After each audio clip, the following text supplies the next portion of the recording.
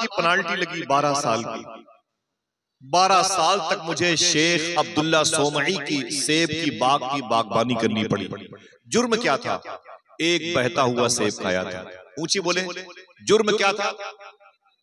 सेब तोड़ा नहीं था, लेके भागे नहीं थे, ठेले से उठा के जेब में नहीं डाल लिया था। जुर्म ये था बस नहर से बहता हुआ सेब जा रहा था, उसे उठा के खा लिया। अल्लाह अकबर। मैंने पूछा अल्लामा मंजूर साहब तौसीफ भाई, सूफी सुल्तान मियां साहब, मैंने कहा हुजूर, गौस पाक के अब्बू का जुर्म इतना बड़ा नहीं था जितनी बड़ी सजा दी जा रही है। सेब तोड़ा नहीं था, नहर में बहता हुआ जा रहा था, उसे उठा के खा लिया था। ऐसा क्यों किया शेख अब्दुल्ला सोमई ने? 12 साल की पेनाल्टी लगा दी। जवाब सुनो आप। सूफी साहब फरमाते हैं कि गौस पाक के अब्बू जानते थे कि अगर मैंने खाने पीने में इस कदर एहतियात न किया तो मेरे घर में वलियों का सरदार शेख अब्दुल कादिर जिलानी कैसे पैदा होगा। समझ रहे हैं? फिर उसके बाद 12 साल पूरे हो गए तो अंधी लूली लंगड़ी बहरी लड़की से शादी का ऑफर आया।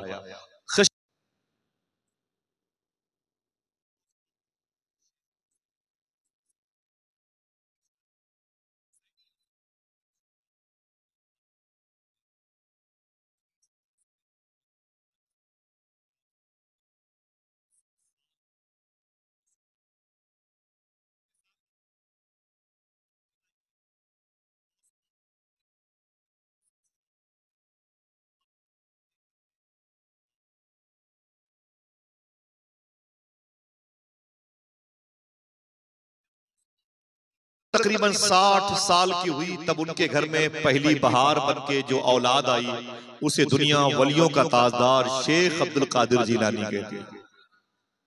माँ की उम्र 60 साल की हुई तब गौस पाक पैदा हुआ। 4 साल के हैं तो दरवाजे पर बैठे हुए एक फकीर गुजरा, उसने कहा अस्सलाम वालेकुम शेख अब्दुल कादिर जिलानी। गौस आजम फरमाते हैं वालेकुम अस्सलाम व रहमतुल्लाह, वालेकुम अस्सलाम व रहमतुल्लाह। वो फकीर ठहर गया, उसने कहा कि शेख अब्दुल कादिर, मैंने आपको एक मर्तबे सलाम किया, आपने 2 मर्तबे जवाब दिया। तो सरकार गौस आजम फरमाते हैं बात यह है कि तुम 5 साल पहले भी इधर से गुजरे थे, उस वक्त भी तुमने सलाम किया था। उस वक्त मैं अपनी माँ के पेट में था, तेरे सलाम को मैं अपनी माँ के पेट में सुन रहा था, लेकिन तेरे सलाम को मेरी माँ ने नहीं सुना। मैंने सोचा जवाब दूंगा तो मेरी माँ डर जाएगी। आज मैंने 2 मर्तबे जवाब देके पिछला हिसाब चुका दिया। ये शेख अब्दुल कादिर जिलानी की जात है। बड़े हुए बहुत सारे वाकयात जीलान शहर के मैंने जीलान देखा है, कई मर्तबे सफर किया। हुजूर गौस पाक की अम्मी की बारगाह, अब्बू की बारगाह, पैदाइश का बेल्ट, वो बड़ी मुबारकबादी है। फरमाते हैं कि सैयदना शेख, मैं 17-18 साल का हुआ, अचानक मैं जीलान शहर से गुजर रहा था, मेरे कानों में आवाज आई, अय अब्दुल कादिर, बड़ा होके क्या बनना चाहता है? आशिक बनना चाहता है कि महबूब बनना चाहता है? सरकार गौस आजम फरमाते मैं रोने लगा, रोते हुए अपनी माँ के कदम से लिपट गया घर आके। मैंने कहा अम्मी जान, फरमाए क्या बात है? मैंने कहा अम्मी आवाज आ रही है पर्दे गैब से, बड़ा होके अब्दुल कादिर तू क्या बनेगा, बड़ा होके क्या बनेगा, बड़ा होके क्या बनेगा? तो सरकार गौस आजम रज़ी अल्लाह तआला अन्हु की माँ ने फरमाया मेरे बेटे ठहर जा, क्या सवाल है? बोले आवाज आ रही है आशिक बनेगा कि महबूब बनेगा? तो गौस पाक की अम्मी ने कहा जल्दबाजी में कोई कालम मत भर, कोई फैसला मत कर, करीब में गंदगी के ढेर पर एक अल्लाह का वली रहता है, कभी कभी लिबास फटे हुए होते हैं, कभी बेलिबास होता है, जाके उससे पूछ मैं बड़ा होके क्या बनूं, आशिक बनूं कि महबूब बनूं? पहले दोनों के फर्क को समझें। आशिक और महबूब 2 रास्ते हैं। ये हाफिज कुरान, ये कारी कुरान, ये आलिम कुरान, ये मुफक्किर इस्लाम, ये मुहद्दिस वक्त, ये मुफ्ती वक्त, ये आर्मी डिपार्ट की लाइन है, पुलिस वालों की, ये मिलिट्री वालों की, एसडीएम की, डीएम की, आईएएस की, आईपीएस की, आईजी की, डीआईजी की।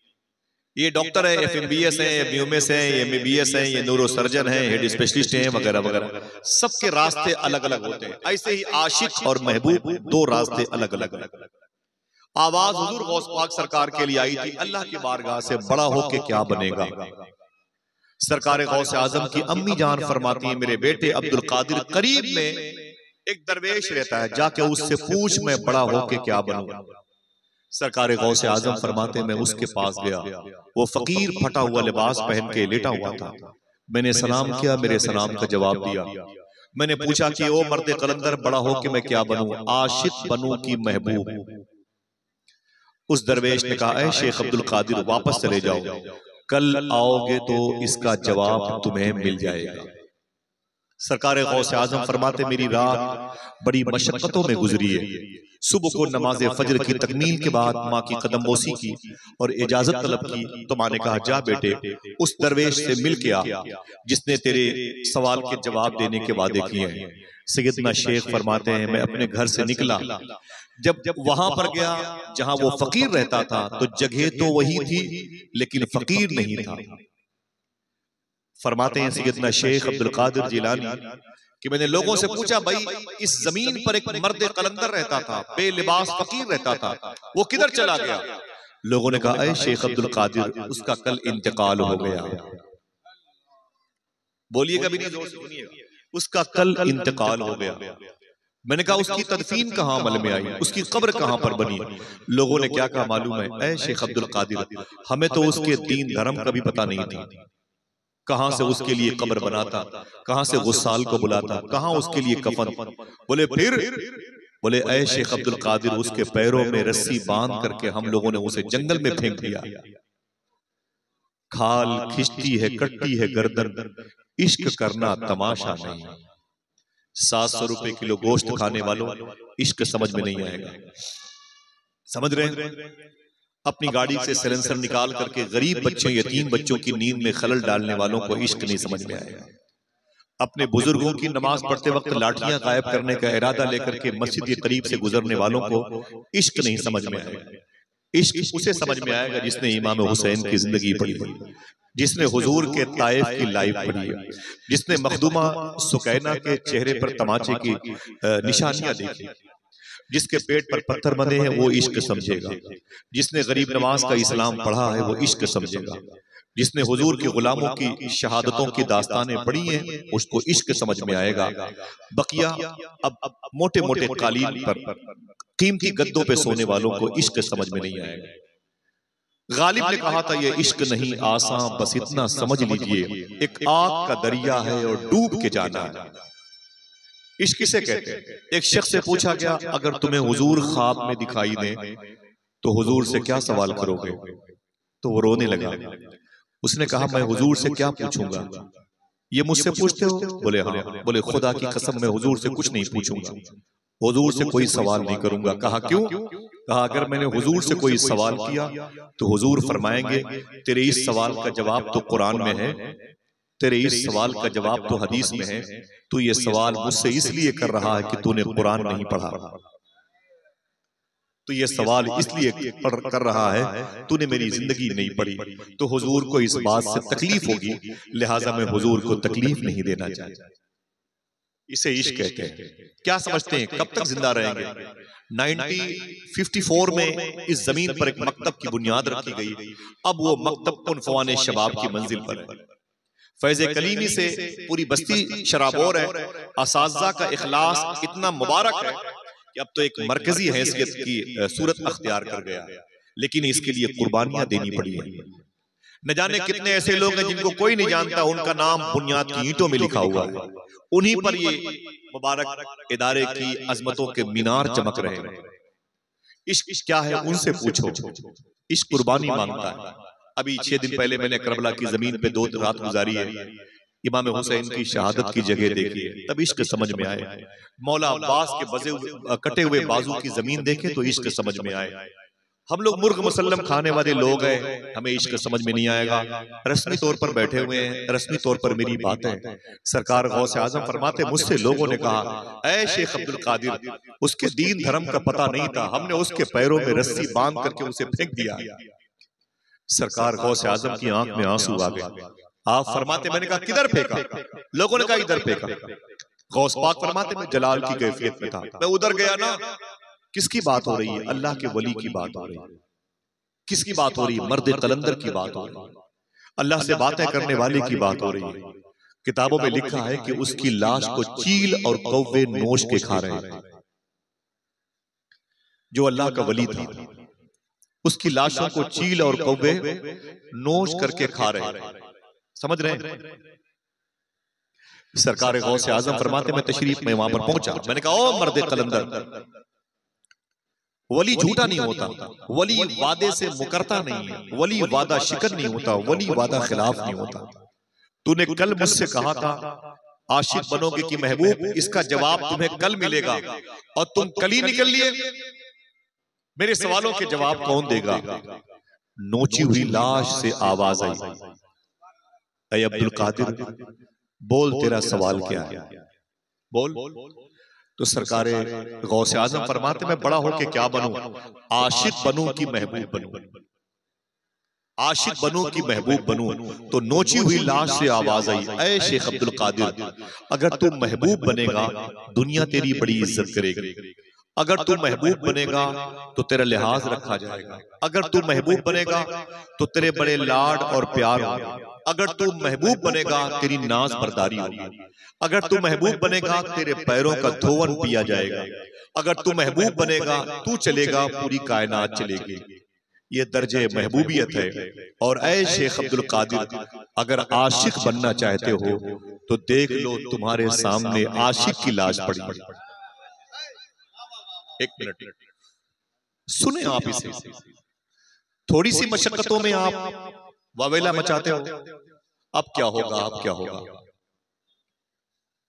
लोगों से कहा जाता है भाई आप ये काम क्यों करते हैं, मुसलमान हैं।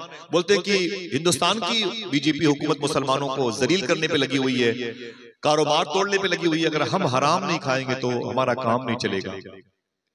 यही हम भटक गए। पूरे हिंदुस्तान से हराम जो पेड़ पौधे हैं उनके खात्मे के लिए अल्लाह ने आपको भेजा। आप ही गलत राह के मुसाफिर बन जाएंगे तो कैसे? ये कहना कि अगर हम रिश्वत नहीं लेंगे तो कैसे काम चलेगा, हम ही अगर हराम नहीं खाएंगे तो कैसे काम चलेगा, अपने बच्चों की परवरिश कहां से करेंगे। ये दुरूद पढ़ने वालों का शेवा नहीं था। इश्क की मंजिल में आप आइए तो समझ में आएगा अल्लाह कैसे अपने बंदों को पालता है। समझ रहे हैं? अल्लाह कैसे अपने बंदों की परवरिश करता है। सुलेमान अलैहिस्सलाम ने कहा था, मेरे मौला तू कीड़े मकोड़ों को कैसे पालता है। अल्लाह फरमाता है, सुलेमान अगर ये मेरे जलवे देखना है तो फला तालाब के किनारे जाके बैठ जाओ और देखो मेरी कुदरत के जलवे। सुलेमान अलैहिस्सलाम कहते मैं चला गया और जाने के बाद मैंने देखा तो एक चूंटी अपने मुंह के अंदर एक चावल का दाना रखे हुए टहल रही थी। बोलना नहीं जोर से वरना मैं चला जाऊंगा। मुझे ऐसी समातें बहुत पसंद है। मैं आपके पैर का दोवन पी लूं, आप मेरे सर के ताज हैं, इन उलमा की जूतियां मेरे सर का ताज है। सारी बातें तो चीखने चिल्लाने में चली गई। सुलेमान अलैहिस्सलाम कहते मैंने चूंटी को देखा, वो चावल का दाना रख के मुंह में टहल रही थी। तो मैंने उसे देखा तो देखता रह गया। अचानक तालाब से मेढक निकला। मेढक उसने मुंह खोला, चूंटी उसके पैर पे चढ़ के उसके मुंह में चली गई। मेढक ने मुंह बंद कर लिया। जब मुंह उसने बंद कर लिया तो मेढक ने डुबकी लगाई, तालाब में गायब हो गया। सुलेमान अलैहिस्सलाम कहते मेरे मौला तेरी कुदरत के जलवे, आवाज आई इंतजार कर। कुछ देर के बाद मेढक बाहर निकला, उसने मुंह खोला तो चूंटी बाहर आई, उसके पैरों से उतर के अपनी बिल में सुराख में चली गई। वो चावल का दाना उसके मुंह से गायब था। सुलेमान अलैहिस्सलाम ने शुक्र के सजदे अदा किए और बोले, ऐ मेरे मौला ये क्या माजरा है। चूंटी आई थी, उसके मुंह में चावल का दाना था, मेढक के मुंह में बैठकर अंदर गई और आई तो चावल का दाना गायब था। उसके मुंह से निकल के पैरों के रास्ते से होकर अपनी सुराख में चली गई। अल्लाह फरमाता है, ऐ सुलेमान, ऐ मेरे नबी सुन, इस तालाब के बिल्कुल बीचों बीच में एक टापू है, एक जजीरा है। वहां पर मैंने एक अंधा कीड़ा पैदा किया है। कीड़ा, अंधा कीड़ा पैदा किया। उस कीड़े को खाना पहुंचाने के लिए मैंने ये चूंटी और ये मेढक पैदा किया। कहते क्यों नहीं वही तो है जो निजाम हस्ती चला रहा है मेरा खुदा। ये मुसलमानों की जबान से अच्छा नहीं लगता। अगर हम रिश्वत और हलाल नहीं हराम नहीं खाएंगे तो कैसे काम चलेगा। जो परवरदिगार चूंटियों को पालता है वो अपने हबीब पर दरूद पढ़ने वालों को भूखा नहीं मारता। आपकी जिम्मेदारी बनती है, आपको किसी वजह से चुना गया है। सरकारे गौसे आजम फरमाते हैं, ओ मर्दे कलंदर, बता, आवाज आई अब्दुल कादिर, अगर आशिक बनना चाहते हो तो देख लो, तुम्हारे सामने आशिक की लाश पड़ी है, कफन तक नसीब न हुआ, किसी ने मुझे नहलाया तक नहीं, 2x4 की एक कब्र की जमीन भी न मिली। इंडोमान निकोबार में बहादुर शाह जफर मुगलिया खानदान के आखिरी बादशाह ने क्या कहा था, वो शेर पढ़ने का दिल कहता है, न किसी की आंख का नूर हो, न किसी के दिल का करार हो, जो किसी के काम न आ सके वो मैं एक मुश्ते गुबार हूं, पे फातिहा कोई आए क्यों, कोई 4 फूल चढ़ाए क्यों, मेरे दर पे शम्मा जलाए क्यों, मैं तो बेकसी का मजार हूं। सरकार गौस आजम फरमाते हैं क्या, तो उसने कहा अगर आशिक बनना चाहते हो अब्दुल कादिर जिलानी तो देख लो, तुम्हारे सामने आशिक की लाश पड़ी है। इतना सुनना था, सरकार गौस आजम ने अपने बाजुओं को उठाया और फरमाया अल्लाह अकबर, अल्लाह अकबर, अल्लाह अकबर, अल्लाह अकबर। सुन ओ मर्दे कलंदर, अगर आशिक बनने में इतनी दुश्वारियों का सामना करना पड़ता है तो फिर अब्दुल कादिर आशिक बन के दिखाएगा। अब्दुल कादिर आशिक बन के दिखाएगा। बने कैसे कि मेरा इमाम कहता रहा, इश्क तेरे सदके जलने से छूटे सदके, जो आग बुझा देगी। उम्र हो गई गौस पाक की 18 साल। आप अपनी अम्मी के पास आए। अम्मी की उम्र तकरीबन उस वक्त 78 साल की हो गई थी। अपनी माँ के कदम के करीब आए, बोले अम्मी जान। फरमाया क्या बात है? कहा अम्मी मैं जीलान से जाना चाहता हूँ। बोले कहाँ जाना चाहता है? बोले करीब में एक मुल्क है जिसे ईरान कहते हैं, ईरान की राजधानी है जिसे बगदाद कहते हैं, बगदाद में एक मार्केट है जिसे सोकुल कफा कहते हैं, उस मार्केट के सामने एक सड़क है जिसे शारे सिराज कहते हैं, शारे सिराज के दामन में एक मोहल्ला है जिसे बाबुल इजज कहते हैं, बाबुल इजज मोहल्ले के जजीरे पर एक मदरसा है जिसे मदरसा निजामिया कहते हैं। अरे मेरी माँ, मैं उस मदरसे में तालीम हासिल करना चाहता हूँ। माँ ने एक जुमला कहा रोते हुए, अरे मेरे बेटे जा, तू मेरी खिदमत के लिए नहीं पैदा हुआ, तू तो अपने दादा के दीन की खिदमत के लिए पैदा हुआ। अल्लाह अकबर। जरा एक मतलब अपने हाथों को उठा के फिर से बोलें लब्बैक या गौसे आजम। बहुत बहुत शुक्रिया, बैठे रहे। अल्लाह ताला आपकी हुस्न समात को कबूल फरमा ले, आमीन। इसका इको भाईजान बिल्कुल बंद रखिएगा, बहुत अच्छा माइक है। मुझे ऐसे लोग मिल जाए तो मैं पूरे हिंदुस्तान में जहां जाऊं सबको लेते जाऊं माशाअल्लाह। सुभान अल्लाह, जरा मोहब्बत से कहते हैं सुभान अल्लाह। बेटे सरकार गौसे आजम फरमाते हैं अम्मी मैं जाऊंगा बगदाद तालीम हासिल करने के लिए। माँ ने एक जुमला कहा था, बेटे हमेशा सच बोलना। क्या कहा था? हमेशा सच बोलना। कभी कभी अपने बेटों को आप भी कह दिया करो, बेटा ज्योग्राफिया में टॉप कर लिया है, मैथ में टॉप कर लिया है, इंग्लिश में टॉप कर लिया है, सच बोलने में भी टॉप कर ले। कभी कभी कह दिया करो अपने बेटों से। अल्लाह अकबर। सरकार गौसे आजम ने फरमाया कि मैंने अपनी माँ के कदम चूमे। मैंने कहा अम्मी जा रहा हूँ। माँ ने कहा जा मेरे बेटे, ये मेरी और तेरी आखिरी मुलाकात है, इसके बाद जिसमें तेरी और मेरी मुलाकात नहीं होगी। जा मेरे बेटे जा, तुझे मैंने अल्लाह के हवाले किया। जिनकी माएँ घर में जिंदा हैं वो जब घर से निकले होंगे तो थोड़ी देर के लिए ही सही माँ के बिछड़ने का गम उनके साथ आया होगा। माँ दरवाजे पर रो रही थी, फिर बुलाया ताल अब्दुल कादिर, इधर इधर इधर। गौस पाक करीब आए। जी मम्मा की बात? तो माँ ने कहा मेरे बेटे तेरे अब्बू ने एक तेरा तोहफा मेरे नाम रखा है, वो तेरी अमानत है, उसे लेता जा। जब भी मैंने गौस पाक की बातें की हैं इसका जिक्र जरूर किया है, और बरकतन ये मेरी जिम्मेदारी है, मुझे ये काम गौस पाक ने सौंपा है। मैं चाहता हूं कि ये बात यहां भी कह दूं। सरकार गौस आजम की अम्मी फरमाती है मेरे बेटे मुझे, मेरे पास तेरी अमानत है, वो एक वजीफा है, उसे तू लेता जा। सरकार गौस आजम फरमाते हैं मुझे मेरी माँ ने वजीफा बताया, मैं 18 साल का था। जब मेरी उम्र 90 साल की हो गई ना, तब तक गौस पाक फरमाते हैं मैंने सारे आमाल वज़ाइफ पढ़ने बंद कर दिए, लेकिन वो वजीफा पढ़ना मैंने कभी तर्क नहीं किया जो मुझे मेरी माँ ने बताया। अगर आप सुनना चाहे तो सुना दूं। गौस पाक फरमाते हैं मैंने जो मदारिज तय किए हैं वो इसी वजीफे की बुनियाद पर तय किए। जो मेरा विलायत की दुनिया में प्रमोशन हुआ है वो इसी वजीफे की बुनियाद पर हुआ। समझ रहे हैं आप? अगर बरकतन आप पढ़ना चाहें तो मेरे साथ पढ़ लें, इसे रिकॉर्ड कर लें। ये वजीफा मुझे हुजूर गौस पाक की बारगाह से जिसने बताया है उसकी तालीम पर 25,000 लोगों को अल्लाह ने इस्लाम कबूल करने की तौफीक अता फरमाई। मैं उलमा किराम से बिलखुसूस गुजारिश करूंगा इस वजीफे को अपने मामूल में रखें। हर नमाज के बाद 11 मरतबे या दिन में 111 मरतबे इसे पढ़ा करें इंशाल्लाह। चंद लोगों की आवाज ही सही बरकतन पढ़ ले इस इदारे में। बिस्मिल्लाहिर्रहमानिर्रहीम, बुलंद आवाज, बिस्मिल्लाहिर्रहमानिर्रहीम। अल्लाहुल काफी, कसत्तुल काफी, वजद्दुल काफी, किफानिल काफी, लिकुल्ल काफी, वनिअमल काफी, वलिल्लाहिल हम्द। बस दुआ करो अल्लाह इसके पढ़ने की तौफीक अता फरमाए। सरकार गौसे आजम अपनी माँ के कदम को चूमा, माँ रो रही थी, जा मेरे बेटे अब तुझसे मुझसे मुलाकात नहीं होगी, बजिस में मुलाकात नहीं होगी। रोने में ये खतरा है तालाब नदी हो जाते हैं, हंसना भी आसान नहीं है लब जख्मी हो जाते हैं। रोने में ये खतरा है तालाब नदी हो जाते हैं, हंसना भी आसान नहीं है लब जख्मी हो जाते हैं। स्टेशन से वापस आकर बूढ़ी माँ ये सोच रही है, पत्ते देहाती रहते हैं फल शहरी हो जाते हैं। माँ से लिपट के गौस पाक आगे बढ़े। एक हमदान की जमीन है, काशान के करीब में इस्फहान भी है, सीस्तान भी है, शाहजान भी है, आगे सिमनान भी है। ये सारे शहर मैंने खूब देखे, वो जमीनें देखी। तो हमदान की जमीन पर गौस पाक जब पहुंचे तो वहां पर एक डाकू था जिसका नाम था अहमद। वो 60 डाकुओं का सरदार था। सरकार गौस आजम के एक सच बोलने ने सबको तौबा की तौफीक अता फरमाई।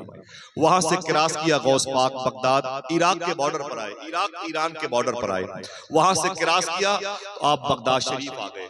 बगदाद में आप करख मोहल्ले, बाकूबा से करख मोहल्ले में वहां से होते हुए आप पहुंचे शारे सिराज, जहां सोकुल कफ्फा मार्केट थी। उसके बगल में एक मदरसा था जिसे बाबुल इज्जत मोहल्ले में आबादी का शरफ मिला था। हुजूर गौस आजम सरकार जब पहुंचे रात का वक्त था, आपने रात गुजारी। सुबह को शेख हम्माद दब्बास की पहली क्लास रूम में दाखिल हुए। बहुत गौर सुना, सरकार गौस आजम पहली मर्तबे शेख हम्माद दब्बास के क्लास रूम में दाखिल हुए। गौस पाक पीछे बैठ गए, उम्र 18 साल की है। शेख हम्माद दब्बास हदीस शरीफ पढ़ा रहे थे, उठ के खड़े हो गए। फरमाया जो लड़का अभी मेरी क्लास रूम में एंट्री कर रहा है उसे उठा के बाहर कर दो। बच्चों ने, स्टूडेंट्स ने गौस पाक का हाथ पकड़ा, धक्के मार के बाहर कर दिए। हुजूर गौस पाक बाहर चले गए। सैयदना शेख फिर फरमाते मैं अंदर आ गया, फिर बैठा तो फिर फरमाया शेख हम्माद दब्बास ने, ये बच्चा फिर आ गया। देखिए वकूनु मा सादिकीन, जो सच्चों का सरदार है कैसा साबिर है। फिर ये बच्चा आ गया, फिर इसको धक्के मार के लोगों ने बाहर कर दिए। तीसरी मर्तबे सैयदना शेख हुजूर गौस पाक फरमाते मैं अंदर आया तो शेख हम्माद दब्बास ने मुझे बुलाया, बोले ताल इधर इधर इधर। गौस पाक फरमाते मैं करीब आया, मैंने सलाम किया तो शेख हम्माद दब्बास ने मेरे सलाम का जवाब दिया। बोले नाम क्या है? मैंने कहा अब्दुल कादिर। रहने वाले कहाँ के हो? मैंने कहा जीलान के। बोले जीलानी हो, क्या करने आए हो? मैंने कहा तालीम हासिल करने के लिए आया हूं। तो मेरी पेशानी का बोसा दिया शेख हम्माद दब्बास ने और बच्चों की तरफ देख के कहने लगे, ए मदरसे के बच्चों, तुम क्या समझते हो ये बच्चा नाकारा है इसलिए इसे मैंने बाहर बार बार किया है? ना ना ना ना, मैंने सिर्फ इसके सब्र का इम्तिहान लिया है, इसके सब्र का इम्तिहान लिया है। देखिए ये कितना बड़ा साबिर है ये बच्चा। और सुनो, फिर गौस पाक की तरफ मुड़े शेख हम्माद दब्बास, गौस पाक की पेशानी का बोसा दिया और एक जुमला कहा। आपने फरमाया, ऐ शहजादे शेख अब्दुल कादिर, आज मेरा दौर है, मैं कुर्सी खिताबत पर हदीस मुस्तफा पढ़ा रहा हूँ। कल एक दौर ऐसा आएगा तेरा जब तू इसी बगदाद शरीफ की कुर्सी विलायत पर बैठ के अल्लाह के हुक्म से ऐलान करेगा, कदमी हादिही अला रक़बत कुल्ली वलील्लाह। ऐ शेख अब्दुल कादिर, जब ये अथॉरिटी तुझे मिल जाए तो इस बूढ़े को भूलना नहीं, इसके हक में भी दुआएं करते रहे। अल्लाहु अकबर। शेख हम्माद दब्बास की महफिल में गौस पाक सरकार रहते थे और तकरीबन 8 साल तक आपने इदारे के बड़े बड़े असातिज़ा से इल्म दीन हासिल किया। सैयदना शेख की उम्र शरीफ तकरीबन 25 साल की हुई। कितनी ऊंची बोले, आवाज कम आ रही है, ऊंची बोले। बहुत बहुत शुक्रिया। 25 साल हुजूर गौस पाक की उम्र शरीफ जब हुई ना, तो मालूम है एक खादिम है शेख बका बिन बतू, वो कहते हैं कि मैं गौस पाक के साथ चल रहा था। सरकार गौस आजम रज़ी अल्लाह तआला ने फरमाया कि मैं अब अकेले सफर करूंगा यहां से। 25 साल की उम्र में गौस पाक ने बगदाद शरीफ छोड़ दिया 18 साल की उम्र में जीलान छोड़ा, 25 साल की उम्र में बगदाद शरीफ छोड़ा। वहां से कहां गए? बगदाद शरीफ से 40 किलोमीटर के फासले पर एक शहर है जिसे मदाइन कहते हैं, जिसके दामन में वो सहाबी रसूल लेटे हुए हैं जिनके बारे में हुजूर ने इरशाद फरमाया था, दुनिया वाले जन्नत को ढूंढते हैं, जन्नत मेरे सलमान फारसी को ढूंढती है। जिनके बगल में 1.25 लाख सहाबा में राजदार मुस्तफा हुजैफा यमानी लेटे हुए हैं, जिनके बगल में मदीने शरीफ में पुरानी मछली की मार्केट में रहने वाले जनाबे अब्दुल्ला के बेटे जनाबे जाबिर का मकान था, जिनके घर में हुजूर ने जंगे खंदक के मौके पे दावत खाई थी, उनके बेटे अब्दुल्ला जो मदाइन में मजार शरीफ है वो आराम कर रहे हैं। उनके बगल में इमाम ज़ैनुल आबदीन के बेटे इमाम बाकिर के बेटे इमाम जाफर सादिक के सगे भाई इमाम ताहिर लेटे हुए हैं। उन्हीं के सामने किसरा का वो महल है जो हुजूर की पैदाइश पर जिसकी दीवारें फट गई थी, उसके 1 किलोमीटर बगल में नहरे दजला का वो बेल्ट है, वो लहरें हैं जिस लहरों के करीब मुसलमानों की फौज गई थी और कश्ती ना होने की बुनियाद पर परेशान हो करके लौटी नहीं थी, बल्कि अपने घोड़े नहरे दजला की लहरों पे दौड़ा दिए थे। कलंदर लाहौरी डॉक्टर इकबाल कहता है, दश्त तो दश्त है दरिया भी न छोड़े हमने, बहरे जुल्मात पे दौड़ा दिए घोड़े हमने। तो डॉक्टर इकबाल का ये शेर वहीं पे कहा गया। उसी जमीन को मदाइन कहते हैं। मदाइन में बहुत बड़ा पहले जंगल था, ताकि किसरा के करीब में सरकार गौसे आजम फरमाते मैं उस जंगल में चला गया। मैंने बचपन में वादा किया था अब्दुल कादिर आशिक बन के दिखाएगा। बच्चों को रोटी ना मिले तो अपने असातिज़ा से शिकायत करते हैं, चावल न मिले तो अपनी माँ और अपने बाप को फोन करते हैं, मदरसे में मेरी लाइफ चौपट हो गई, मैं खाऊंगा नहीं तो रहूंगा कैसे। थोड़े दिनों के लिए अगर पानी में कोई किल्लत आ जाए तो हम गालियां देते हैं अपने टीचरों को। सरकार गौसे आजम फरमाते मैंने 25 साल मदाइन के जंगल में गुजारे, 25 साल मदाइन के जंगल में गुजारे। मेरे खाने के लिए कभी कभी पूरे पूरे साल तक एक चावल का दाना भी नहीं होता था। जिनके नाम से आज लंगर आबाद है वो भूखा रहता था पूरे पूरे साल। कहते हैं सैयदना शेख कि मुझे पानी पीने की इजाजत नहीं थी। आज हम जैसे आदमी जलसों में जाते हैं, अगर ठंडा पानी न मिले तो अटैची उठा लेते हैं। ये हमारे किब्र और कभी कभी इस कदर गुरूर और तकब्बुर में रहते हैं। आप जानते नहीं मुझको, अपने बाप की उम्रों के बड़े बड़े उलमा से हम उगलदान मंगवा लेते हैं। कैसे जलील किस्म के लोग, मुझे समझ में नहीं आता ये कैसी तालीम है इनके पास।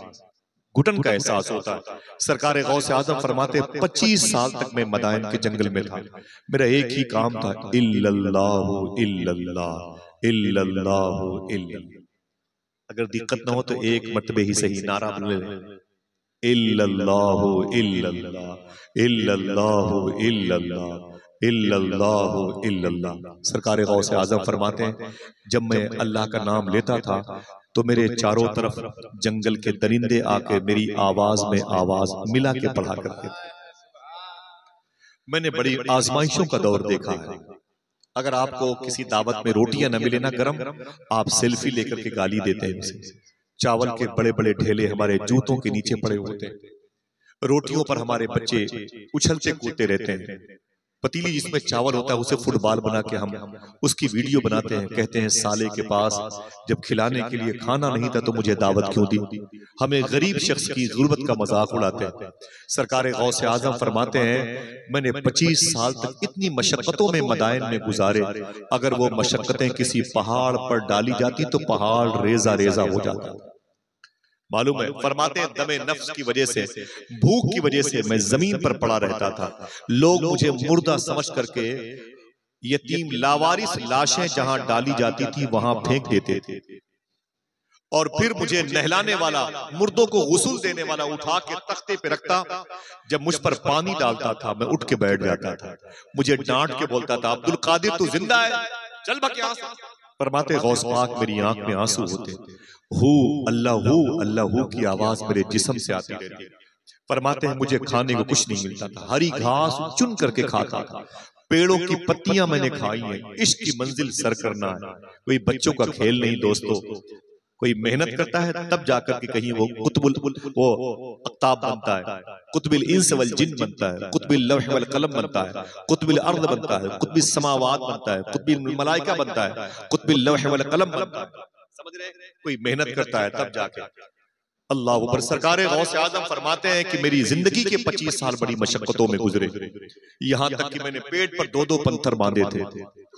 आज हमारे घर में, हम घर में चले जाएं तो अगर घर में दस्तरखान पर खाना नहीं आता तो 4-5 साल की बच्ची को हम तमाचे मारते, गालियां देते अपनी बीवी बच्चों को। इतनी देर से बैठा हूं अब तक खाना नहीं आया, पूरा घर मातम कदा बन जाता है।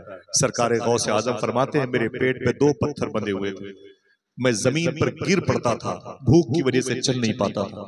मैंने 40 किलोमीटर का सफर किया, पैदल चलते चलते मदाइन के जंगल से मैं बगदाद शहर के एक एरिया में दाखिल हुआ। उस एरिया को शूनीजिया कहते हैं। उस शूनीजिया मोहल्ले में एक नबी हैं जिनकी मजार शरीफ है, उनको हजरत यूशा बिन नून अलैहिस्सलातु वस्सलाम कहते हैं। अगर कोई सुभान अल्लाह कहने का वादा करे बता दो, उन्हीं के बगल में जो बुजुर्ग लेटे हुए हैं उनको दुनिया बहलोल दाना के नाम से जानती है। जोर से बोलने का वादा करे बता दो, उन्हीं के बगल में शेख इब्राहिम खवास लेटे हुए हैं। उनके बगल में वो बुजुर्ग हैं जिनके इंतकाल के बाद एक बुजुर्ग ने मदीने शरीफ के आका को बगदाद शरीफ में देखा, तो कहा कि आका आप मदीने शरीफ से बगदाद में क्यों हैं? तो हुजूर ने फरमाया कि मेरे जुन्नून मिस्री का इंतकाल हो गया है, उसके जनाजे में शिरकत करने के लिए आया हूं। उनकी मज़ार मुतार है। और दो सबसे बड़ी खुशनसीबी है, खुशबख्ती है कि इसी मुबारक मोहल्ले में वो अजीम शान अरवाह तैयबा मौजूद हैं, जिनमें से एक शख्सियत को सैयदुत ताइफा अबुल कासिम शेख जुनैद बगदादी कहा जाता है। उनके करीब में उनके पीर शेख मारूफ तरकी के मुरीद और खलीफा शेख सर सख्ती आराम कर रहे हैं। ये शूनीजिया का बड़ा मुबारक बेल्ट है, हजारों औलिया किराम यहाँ पे मदफून है। सरकार गौसे आजम फरमाते हैं भूख मुझे बहुत लगी थी और मैं बहुत मुश्किलों के साथ शूनीजिया में गया और एक छोटी सी मस्जिद के अंदर जाके बैठ गया। मैं ये बात इसलिए बता रहा हूँ कि मदरसे के बच्चे हैं, कभी शायद मेरी बात उन तक महसूस रहे और कभी किसी दावत या कुरान खानी की तकरीब में कुछ लम्हे देर हो जाए तो वो शिकवा शिकायत ना करें। आपसे इसलिए बता रहा हूं कि जलसा एक इंस्टीट्यूट है, एक सीखने और पढ़ने की जगह है। अगर थोड़ी सी इस फाइल को आप अजबर कर लेंगे तो कभी किसी गरीब आदमी के दस्तरखान की रोटियां खत्म हो जाएंगी तो आप मजाक नहीं उड़ाएंगे, आपकी जिम्मेदारी बनती, इसीलिए आपको बुलाया जाता है जलसों में। सरकार गौसे आजम फरमाते हैं मैं अंदर गया, उस मस्जिद में एक किनारे पर बैठ गया, मुझे भूख बहुत लगी थी। अचानक थोड़ी देर के बाद एक और शख्स खाना लेके टिफिन में वो मस्जिद के दूसरे किनारे पर आ गया।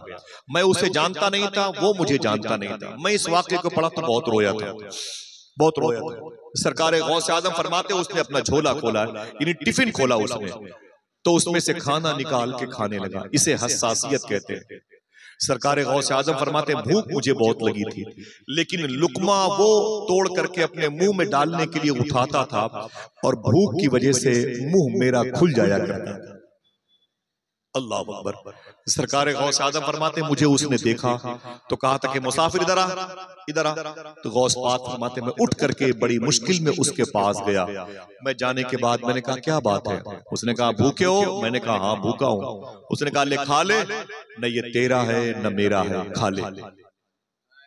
सुनिएगा, न मेरा है न तेरा है, इसे खा ले। तो सरकार गौसे आजम फरमाते हैं तेरा नहीं है, मेरा नहीं है, फिर ये किसका है? तुम हो कौन और कहां के रहने वाले हो? तो उस मुसाफिर ने कहा ऐ मुसाफिर, मैं तुझे नहीं जानता, तू मुझे नहीं जानता, मैं बगदाद शरीफ का नहीं हूं। तो सरकार गौसे आजम फरमाते फिर कहां का? मूसल करने वाला है? फरमाया नहीं, मैं इराक का ही नहीं हूं। तो पूछा गौस पाक ने फिर कहां के हो तुम? बोले मैं ईरान का रहने वाला हूं। कहां के? ऊंची बोले ईरान। ईरान गौस पाक की पैदाइश का मुल्क है। बोले तुम ईरानी हो? ईरान में कहां के हो? मशहद के, तेहरान के, जिसका नाम पहले रे था। तुम मशहद के हो, तुम तेहरान के हो, तुम जाम के हो, तुम शाहजान के हो, सिमनान के हो, संजर के हो, सीस्तान के हो, इस्फहान के हो, तुम कहां के हो? उसने कहा ना ना ना ना मुसाफिर, मैं इन शहरों में कहीं का नहीं हूं। बोले फिर तुम कहां के हो? उसने कहा अय मुसाफिर, मैं जीलान का रहने वाला हूं। जीलान गौस पाक की पैदाइश के शहर का नाम था। इतना सुना तो गौस पाक को तुम जीलानी हो? उसने कहा हाँ मैं जीलान में पैदा हुआ हूं। तो यहाँ क्या करने आए हो? उसने कहा मैं बिजनेस के लिए बगदाद आया हूं। बोले फिर? बोले मैं जब अपने घर शहर से निकल रहा था ना, तो मेरे मोहल्ले में शोरफा का एक खानदान रहता है, शरीफों का एक कबीला रहता है, हसनी हुसैनी सादात रहते हैं, उनमें से एक बड़ी मुबारक बूढ़ी खातून रहती हैं। सरकार गौस पाक फरमाते हैं फिर तो वो कहता है कि वो बूढ़ी खातून इतनी मकबूल है कि जब पूरे जीलान में किसी की दुआएं कबूल नहीं होती हैं तो उस बूढ़ी खातून के कदम की मिट्टी उठा के दुआ की जाती है, अल्लाह दुआएं कबूल फरमा लेता है। बोले उसका नाम क्या है? उस मुसाफिर ने कहा, देखना कितने लोग सुभान अल्लाह कहते हैं। बोले उसका नाम फातिमा उम्मुल खैर है। ये नाम गौस पाक की अम्मी जान का है। चलोगे बगदाद शरीफ? हाँ तो उठाओ इंशाअल्लाह बोलो, हाँ तो उठाओ इंशाअल्लाह बोलो। अल्लाह उलमा के कदम के तवस्सुल से मेरे इन भाइयों को गौस पाक का दरबार दिखा दे। बहुत प्यारा है, मेरा दिल कहता है मैं बगदाद में रह जाऊं। मैं जितने पैसे कमाता हूँ बगदाद, सिर्फ बगदाद जाने के लिए। मेरे बच्चे मेरा पासपोर्ट छुपा के रखते हैं कहीं ये बगदाद ना भाग जाए, और मुझे बहुत खुशी होती है बगदाद जाते हुए, आते हुए बड़ी घुटन का एहसास होता है।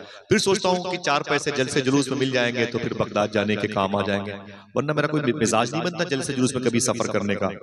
आप बगदाद शरीफ जाओगे तो आपको लगेगा।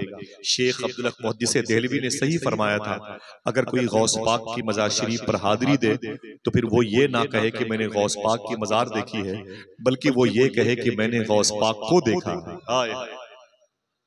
अल्लाह अकबर। हाथों उठा के बोले लब्बैक या गौसे आज़म।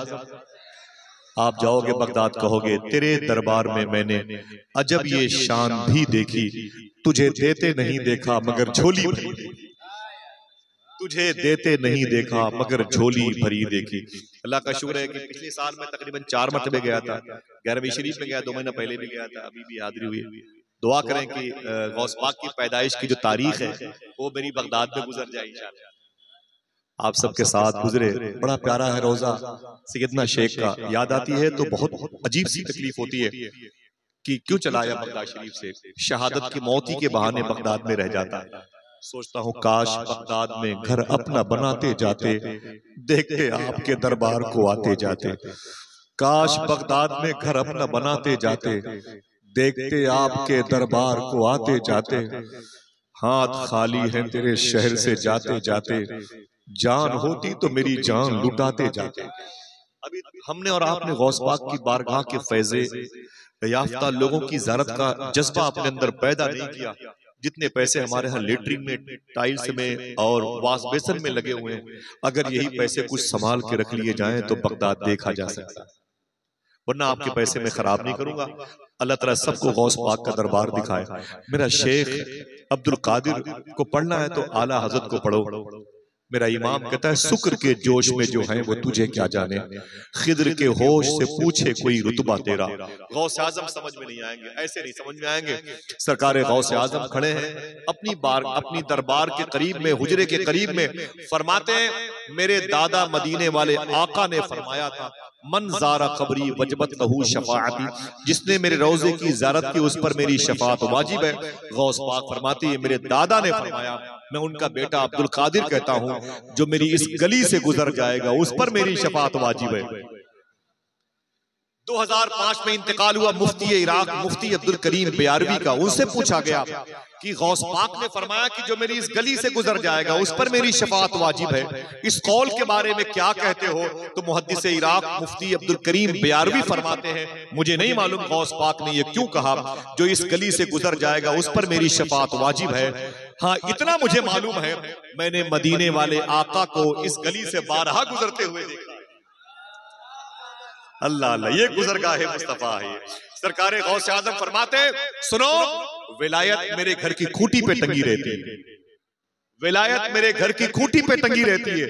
जिसको चाहता हूं उतार के दे देता हूं और जिसकी चाहता हूं उतार के टांग देता हूं। ये सैयदना शेख की बारगाह है। दुआ करो अल्लाह सबको हाजिरी का शरफ अता हो जाए। हाथों उठा के आमीन कह दो, ऊंची बोले, हाथों उठा के दिल से बोले आमीन। सरकार गौसे आदम फरमाते, फिर वो कहता है कि ऐ अब्दुल कादिर, मुझसे मखदूमा फातिमा उम्मुल खैर ने कहा कहाँ जाता है? मैंने कहा बगदाद। बोले क्या करने? मैंने कहा बिजनेस। रोने लगी, रो के बोली बगदाद में मेरा बेटा अब्दुल कादिर पढ़ने के लिए गया, जाके उससे उसकी खैरियत पूछना, ये कुछ खर्चे के पैसे उसे दे देना। गौस पाक ने अपनी माँ का नाम सुना तो रोने लगे। बोले फिर क्या हुआ? बोले मुझसे बोली पर्दे की ओट में मेरा बेटा अब्दुल कादिर जामिया निजामिया नाम का कोई इदारा है, वहां पढ़ता है। इन दिनों उसकी याद बहुत आती है। जब दस्तरखान पर बैठती हूँ तो मेरा बेटा अब्दुल कादिर याद आता है। क्या मतलब? औलादें अगर भूखी होती हैं तो माँ को खबर हो जाती है, लेकिन माँ अगर भूखी होती है तो औलादों को खबर नहीं होती। ये हालात की सितम ज़रीफी है। वक्त नहीं है मेरे पास इस टॉपिक पर बात करने के लिए। सरकार गौसे आजम फरमाते फिर क्या हुआ? वो कहता है मैंने खर्चे के पैसे अब्दुल कादिर के लिए, मैं वहां से निकल करके मैं आया बगदाद। मैंने अपनी बिजनेस मुकम्मल की। मुकम्मल करने के बाद मैंने अब्दुल कादिर से मिलने का जज्बा पैदा किया। मैं बाबुल इज्जत चला गया। वहां जाके जामिया निजामिया मैंने पूछा कि अब्दुल कादिर कौन है इसमें बच्चा जो पढ़ता है? लोगों ने कहा वो तो तालीम हासिल करके चला गया। मैंने कहा कहां मिलेगा? किसी ने कहा नजफ में होगा, मौला अली के दर पर। मैं चला गया नजफ, सब मिले, अब्दुल कादिर न मिला। बोले फिर? बोले किसी ने कहा कि मौला अब्बास हुसैन की बारगाह में होगा। बोले मैं करबला चला गया, सब मिले, अब्दुल कादिर न मिला। किसी ने कहा वो मोसिल में नबी यूनुस की मजार पर होगा। बोले वहां गया, अब्दुल कादिर न मिला। किसी ने कहा इमाम मूसा काजिम, इमाम जवाद तकी, इमाम यूसुफ की बारगाह में काज़मैन में होगा। बोले वहां गया, सब मिले, अब्दुल कादिर न मिला। किसी ने कहा 100 मरतबे ख्वाब में अल्लाह को देखने वाले इमाम आजम अबू हनीफा की मजार पर होगा। बोले वहां गया, सब मिले, अब्दुल कादिर न मिला। किसी ने कहा सामर्रा में होगा, इमाम अली नकी, इमाम हसन अस्करी के रोजे पर। बोले सब मिले, अब्दुल कादिर न मिला। किसी ने कहा ओ अब्दुल कादिर को ढूंढने वाले, अब्दुल कादिर तो मदाइन के जंगलों में खो गया है। अल्लाह की मोहब्बत में वो अपने आप को फना कर चुका है, तुझे नहीं मिलेगा। बोले फिर? बोले उस अब्दुल कादिर को ढूंढने के चक्कर में मेरे पैसे खर्च हो गए, सारे पैसे मेरे खत्म हो गए। ये उसी अब्दुल कादिर की माँ के दिए हुए पैसे के खाने हैं जो मैं लाला के खा रहा हूं।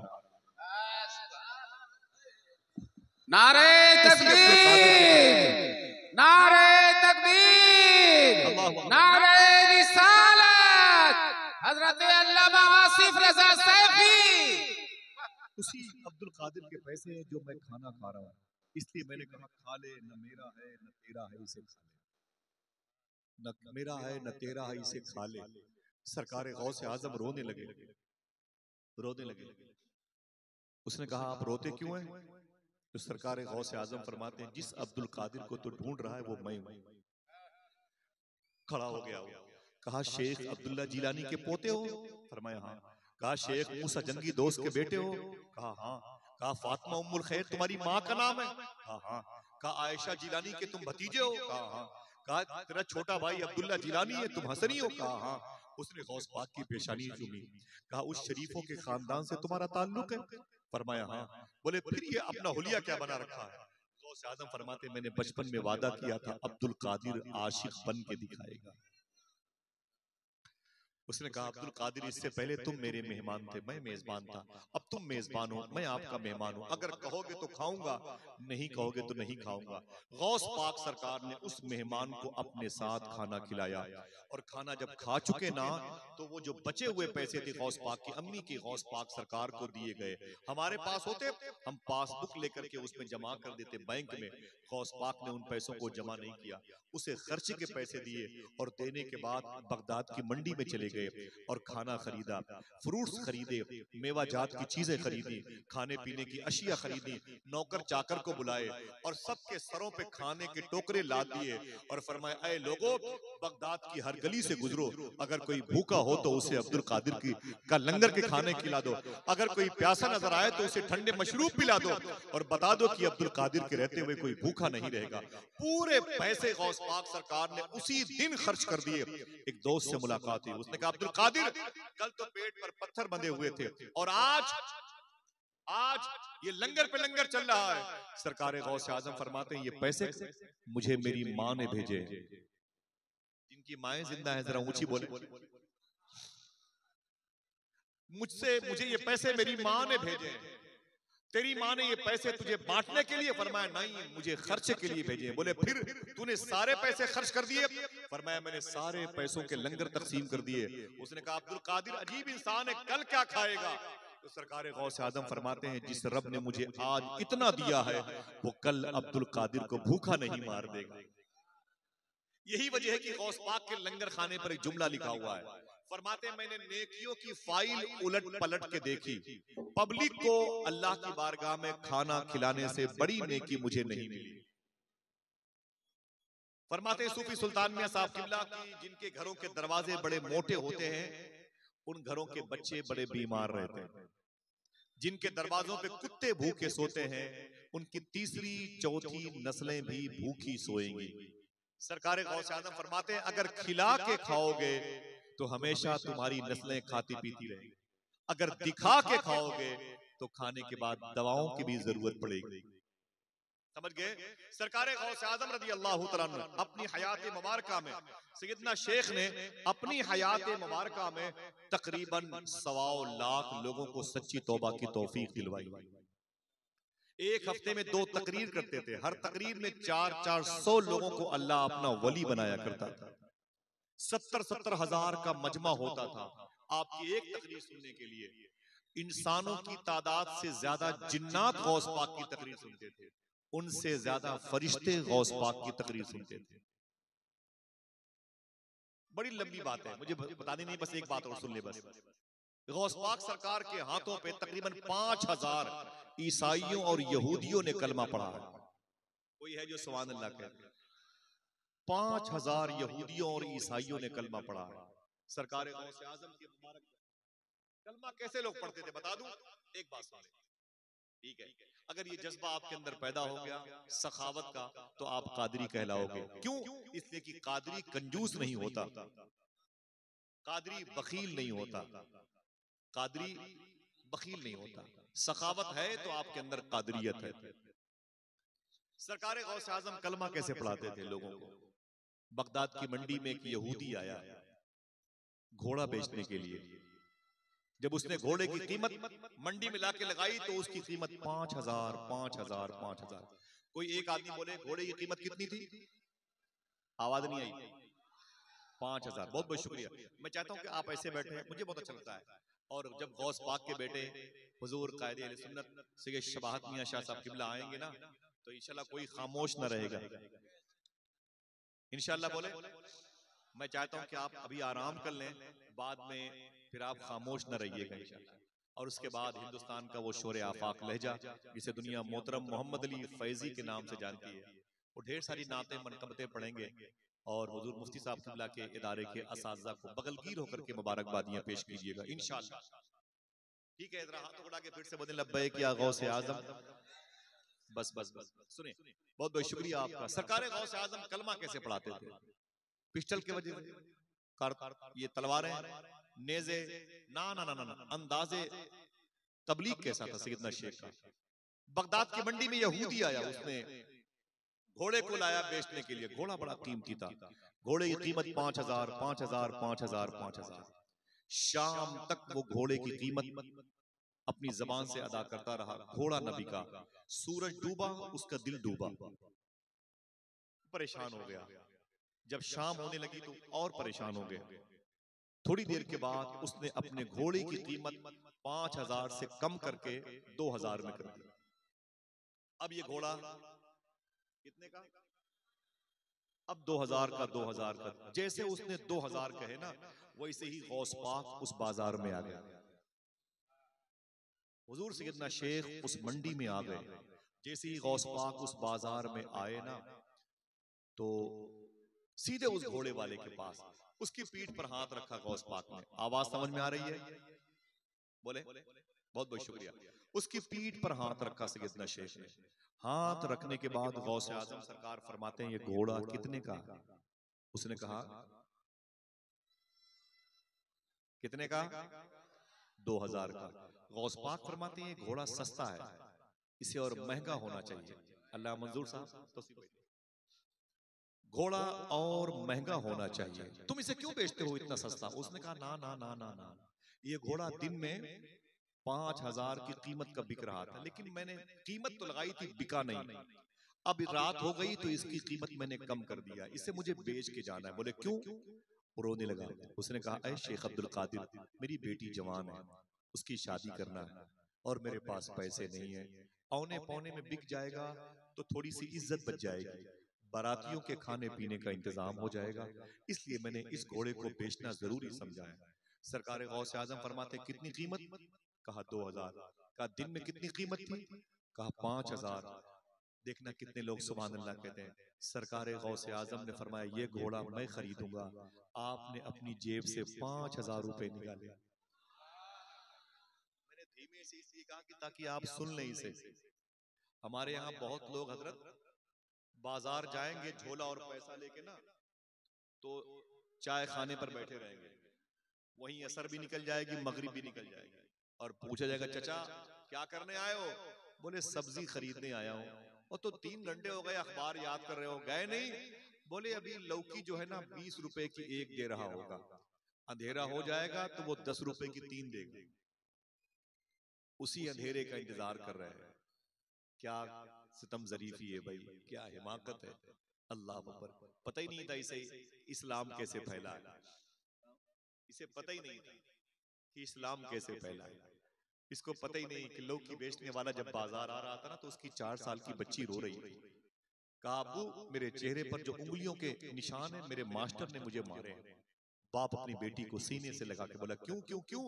बच्ची बोलती अब्बू मेरे पास एक 10 रुपए की कॉपी नहीं थी और मेरे उस्ताद ने कई तमाचे मुझे मारे थे। कहा कल से अगर तू कॉपी लेके नहीं आई तो तेरे बालों को पकड़ के तुझे मुर्गे बना के मारूंगा, डंडे से मारूंगा। अब्बू ये उंगलियों के निशान मेरे मास्टर मेरे टीचर के हैं, हो सके तो 10 रुपए की एक कॉपी लाइएगा। बाप उस सब्जी की दुकान पर आके बैठा, लौकी को बार बार देखता, उसे पोंछता, साफ करता, पानी छिड़कता और कहता आज लौकी अगर 10 रुपए ज्यादा कीमत दे गई तो मेरी बच्ची कल से मार नहीं खाएगी। और तुम हो कि होटलों पे बैठ के असर की और मगरिब की नमाज भी खा गए, अखबार को याद करते रहे, जितने पैसे बचाए उतने पैसे चाय पीने में खर्च हो गए, और अब ये कहते हो कि लौकी फ्री मिलेगी तब जाऊंगा। आपने गौसे आजम को अगर पढ़ा होता तो हम और आप ऐसा न करते। सरकार गौसे आजम ने अपनी जेब से 5,000 रुपए निकाले। कितने? जो पीछे बैठे हैं जोर से बोले कितने? 5,000 रुपए निकाले। तो उसने कहा शेख अब्दुल कादिर मैंने इसकी कीमत 2,000, आपने इसकी कीमत 5,000 रुपए क्यों? तो हुजूर गौसे आजम सरकार ने एक जुमला अदा किया है। देखना फिर कितने लोग सुभान अल्लाह कहते हैं। आपने फरमाया एक जुमला जैसे गौस पाक ने कहा, उसने घोड़े की लगाम छोड़ के गौस पाक के कदम से लिपट के बोला अब देर न कीजिए, कलमा पढ़ा के मुसलमान बना लीजिए। अगर कहो तो बता दूं वो जुमला क्या है? हाथों को उठाएं, बोले लब्बैक या गौसे आजम, लब्बैक या गौसे आजम। गौस पाक की मोहब्बतों को अपने दिल में रखिएगा, सच बोलते रहिए और हलाल खाते रहिए। यही मेरी तकरीर का एक टर्निंग पॉइंट होता है, सच बोलते रहिए और हलाल खाते रहिए। गौस पाक फरमाते तुम ये दोनों काम करने की जिम्मेदारी ले लो, अब्दुल कादिर तुम्हारी बख्शिश की जिम्मेदारी ले लेगा। अपनी तकरीर में बशारत ने फरमाया सैयदना शेख ने, तुम सिर्फ इस हिस्से को संभाल लो, तुम सिर्फ इस हिस्से को संभाल लो, अब्दुल कादिर तुम्हारे पूरे वजूद को संभाल लेगा। किसी ने पूछा या शेख इस हिस्से से क्या मतलब? फरमाते हैं कि इसमें से जो चीज बाहर निकले वो सच हो, जो अंदर जाए वो हलाल हो। समझ गए? तुम इतने को संभाल लो। शेख फरमाते मैं तुम्हारे पूरे बदन को, जिस्म को संभाल लूंगा। अगर कहो तो बता दूं गौस पाक ने एक जुमला क्या कहा था जिसकी वजह से यहूदी ने कलमा पढ़ लिया। हुजूर गौसे आजम फरमाते हैं 5,000 रुपए तुझे इसलिए मैंने दिए थे कि मदीने वाले आका सल्लल्लाहु अलैहि वसल्लम ने इरशाद फरमाया जब किसी से कोई चीज खरीदना तो उसकी मजबूरी न खरीद लेना। तुम्हारा ये 5,000 का घोड़ा 2,000 में बेचना मजबूरी है, और मैंने इसे मजबूरी में अगर 2,000 में खरीद लिया तो अपने दादा के उसूल से हट जाऊंगा।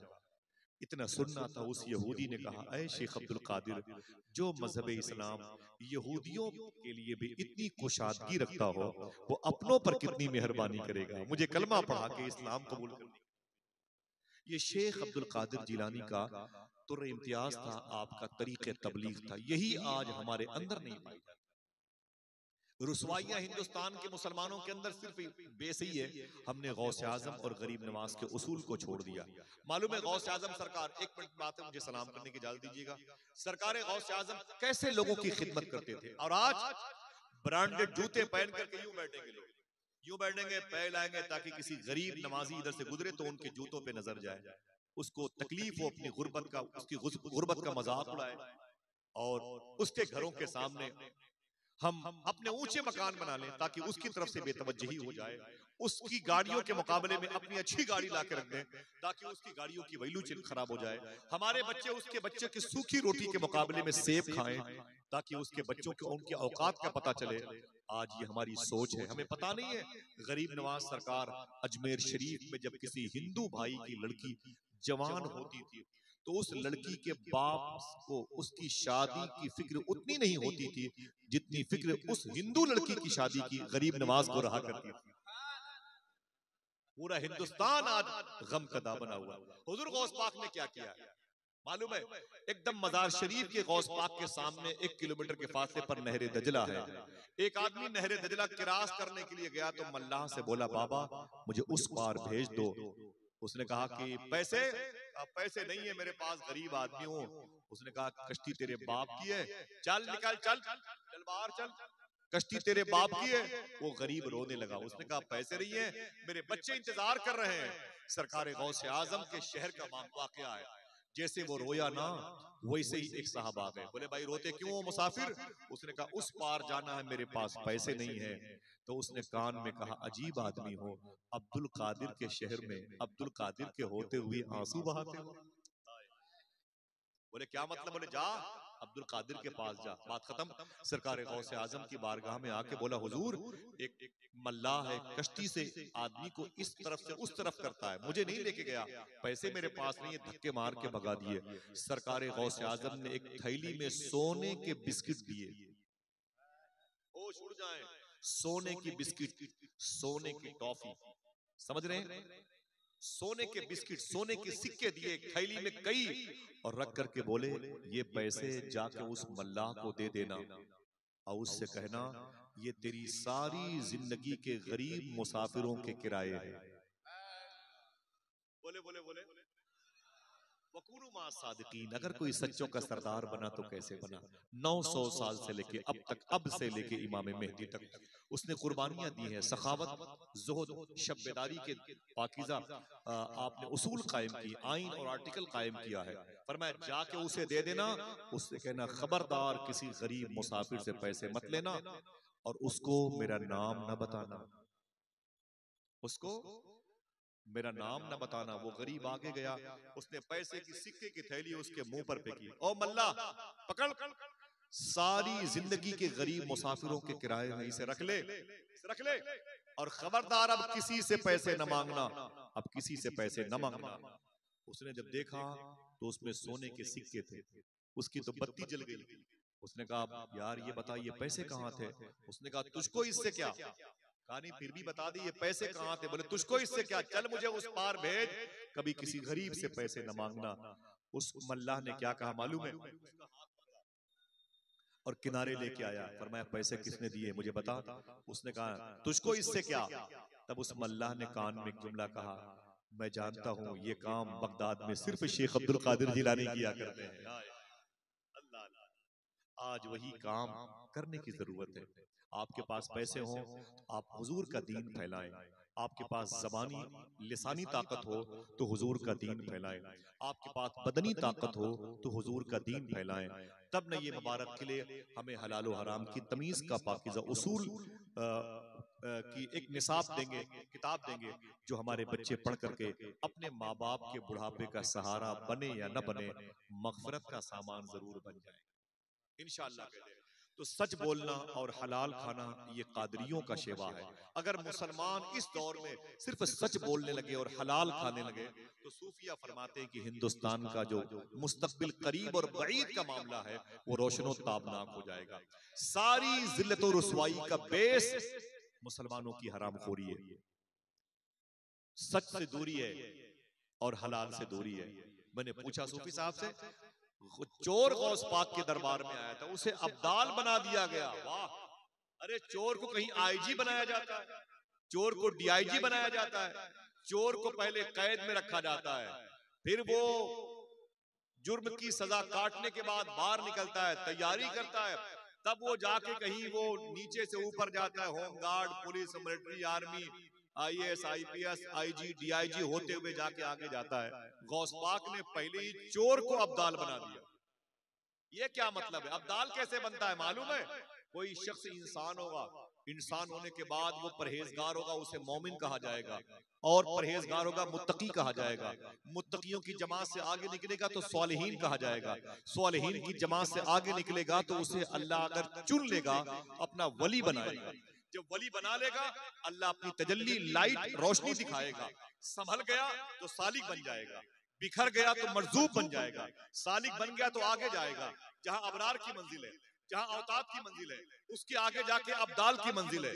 एक वक्त में दुनिया में 40 अब्दाल होते हैं, 25 सिर्फ मुल्क शाम में, 15 दुनिया के 200 मुल्कों में। गौस पाक ने उस चोर को अब्दाल दिया, मकाम अब्दाल अता फरमाया। मैंने कहा हुजूर ये बात पल्ले नहीं पड़ती है, चोर को अब्दाल बना दिया। सूफी साहब फरमाते हैं कि ख्वाजा खिज़र ने कहा था शेख एक शहर के अब्दाल का इंतकाल हो गया है। गौस पाक फरमाते वो किनारे बैठा हुआ है उसे ले आओ। ख्वाजा खिज़र उसके पास गए, बोले ओ फला अब्दाल साहब उठिए, तुझे गौस पाक बुला रहे हैं। तो उस चोर ने कहा था ऐ शेख अब्दुल कादिर मैं चोर हूँ, अब्दाल नहीं हूँ। तो गौस पाक ने कहा था तेरे इसी सच बोलने ने तुझे अब्दाल बना दिया। काश थोड़ी देर गौर कर लिया होता ना तो काम बन जाता। ये सच बोलना और हलाल खाना ये रंगे कादरियत है, ये फिक्र कादरियत है, ये तालीम कादरियत है, ये आईने कादरियत है। अगर ये जज्बा आपके अंदर पैदा होता रहा तो इंशाअल्लाह बहुत बहुत ज्यादा कामयाबी कदम चूमेंगे। आप अपने बच्चों को शराब खाने के करीब छोड़ देंगे, वहां भी वो दीन की बातें करेंगे। हराम खिला के अपने बच्चों को आलिम दीन बना देंगे, नुकसान ही नुकसान होगा। हलाल खिला के किसी बियर बार के सामने भी खड़ा कर देंगे ना, तुम्हारे बच्चों की वजह से इंशाअल्लाह वो बियर बार एक दिन मदरसे में तब्दील हो जाएगा। इंशाअल्लाह कह दे वकुनु मा सादिकीन, जो सच्चों का सरदार है उसे शेख अब्दुल कादिर जिलानी कहा जाता है। इतनी मोहब्बतों के साथ मैं बहुत कम आता हूँ, तकरीबन 12-14 साल के बाद हुजूर मुफ्ती साहब किबला की दावत मोहब्बत पर इधर आया हूँ।